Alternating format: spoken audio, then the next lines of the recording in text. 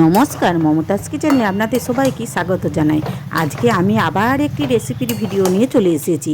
চলুন ভিডিওটি দেখার জন্য আপনাদের কাছে অনুরোধ রইল। এখানে আমি ঝাল আম বানাবো। এই ঝাল আম রোদে দেওয়ার কোনো ঝামেলাই নেই, এমনি বানিয়ে আপনারা 1 বছর অনায়াসে রেখে দিতে পারেন। এখানে আমি আম ছাড়িয়ে নিয়েছি, ছাড়িয়ে ভালো করে ধুয়ে নিয়েছি। ধুয়ে এইভাবে কেটে নেব। দেখুন আমগুলো এখন খুব ভালো আঁটি হয়ে গেছে। আমটি কাটার পরে আমের ভিতরে যে কুশিটি থাকে কুশিটিও ফেলে দিতে হবে, আর একটা পাতলা আঁশের মতো থাকে সেইটিও ফেলে দিতে হবে। দিয়ে এইভাবে চৌকোভাবে কেটে নেব। এইভাবে ঝাল আম বানিয়ে আপনারা যদি পরোটা লুচি দিয়ে খান সত্যিই খুব ভালো লাগে। আর সামনেই বর্ষার আসছে, বর্ষার দিনে বিকালে যদি মুড়ি মেখে এই তেলটা মেখে খাওয়া হয় না, বর্ষার দিনগুলো খুব ভালোই জমে যাবে।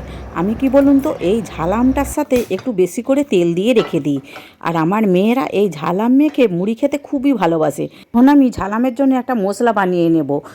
লঙ্কা, গোলমরিচ, জিরে, 5 ফোড়ন, মৌরি আর এলাচ আর 2টো তেজপাতা নিয়েছি। তেজপাতাটা ছোটো ছোটো করে টুকরো করে দিয়েছি। এগুলি একটু লাল করে ভেজে নেব।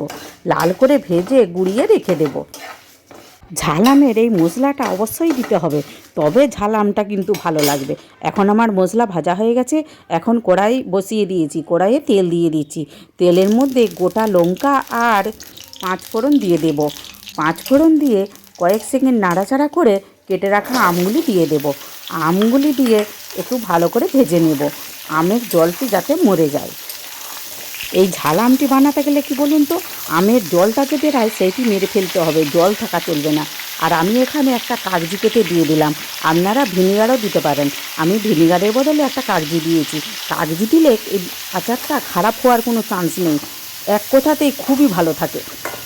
আমি আমের মধ্যে স্বাদ মতো লবণ, হলুদ আর রঙের জন্য কাশ্মীরি লঙ্কা দিলাম। এখানে আমি লঙ্কা দিচ্ছি না, লঙ্কা যেহেতু ভাজা আম লঙ্কা দেবো তার জন্য লঙ্কা দেবো না। এখানে আমি ঢাকা দিয়ে 2 মিনিট রেখে দেবো। দেখুন আমের থেকে যে জল বের হয়েছে, জলটি কিন্তু এখন সম্পূর্ণ মরে গেছে। আর আমটা অনেকটা সেদ্ধও হয়ে এসছে, মানে পুরোপুরি সেদ্ধ করা চলবে না। এখন আমি সর্ষে বাটা দিয়ে দেবো।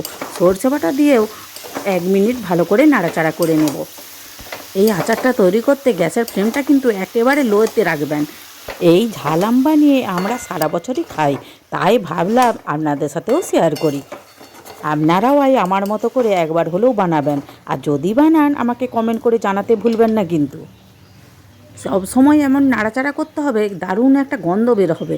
তখন গন্ধ বের হলেই এর মধ্যে যে ভেজে রাখা মশলা দিয়ে নাড়াচাড়া করে রেখে দিলেই হয়ে যাবে।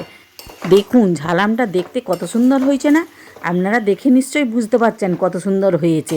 আজকের রেসিপিটি আপনাদের যদি ভালো লাগে একটা লাইক করার অনুরোধ রইল। আর প্লিজ সাবস্ক্রাইব করবেন। আর নতুন বন্ধুরা এখনও যারা আমার চ্যানেলটিকে সাবস্ক্রাইব করেননি, প্লিজ প্লিজ তাড়াতাড়ি সাবস্ক্রাইব করে ফেলুন, তবেই তো নিত্য নতুন রেসিপি আপনাদের কাছে সর্বপ্রথম পৌঁছে যাবে। দেখুন এই আচারটি এখন আমার 2 বছর আগেকার আচার, কত সুন্দর রয়েছে। আর গন্ধটা সত্যি খুবই ভালো রয়েছে। আর দেখেও আপনারা বুঝতে পারবেন কত সুন্দর রয়েছে। এখন আমি ওই জারটি ভালো করে ধুয়ে মুছে নেব, মানে জারের মধ্যে একটুও জল থাকা চলবে না। মুছে নিয়ে ওই জারটির মধ্যেই আমি আচারটি আবার রাখবো। এখন আমার আচারটা ঠান্ডা হয়ে গেছে, এখন জারের মধ্যে রেখে দিচ্ছি। আমাদের আম গাছ থেকে এত আম ঝরে পড়ে যাচ্ছে, তাই আমি আমের অনেক কিছুই রেসিপি বানিয়েছি। আমের গুড়াম, আমের চিনি দিয়ে, আমের জেলি, অনেক কিছুই বানিয়েছি। আমার চ্যানেলে দেওয়াও আছে, আপনাদের ইচ্ছা হলে দেখে নিতে পারেন।